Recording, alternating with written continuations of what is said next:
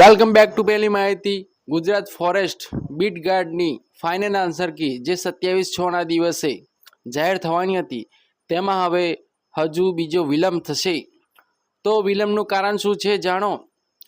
દીપક રાજાણી દ્વારા ટ્વીટ કરવામાં આવી છે કે બીટ ગાર્ડની ફાઇનલ આન્સર કી તારીખ 27મી સુધીમાં આવવાની હતી, પરંતુ ઓબ્જેક્શન નિરાકરણમાં થઈ રહ્યો છે વિલંબ. હવે જુલાઈના પ્રથમ સપ્તાહ બાદ આવી શકે છે ફાઇનલ આન્સર કી. કોઈ ચોક્કસ તારીખ જાહેર કરવામાં આવી નથી, પરંતુ જુલાઈના પ્રથમ સપ્તાહ બાદ આવી શકે છે.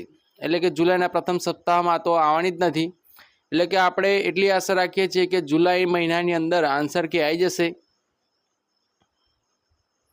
આ રીતની ચોક્કસ માહિતી મેળવવા માટે યુટ્યુબ ચેનલને સબસ્ક્રાઇબ કરો અને જો વિડીયો ગમ્યો હોય તો તેને લાઇક કરો અને શેર કરો. આ રીતની જરૂરી માહિતી આ યુટ્યુબ ચેનલની અંદર તમને મળતી રહેશે.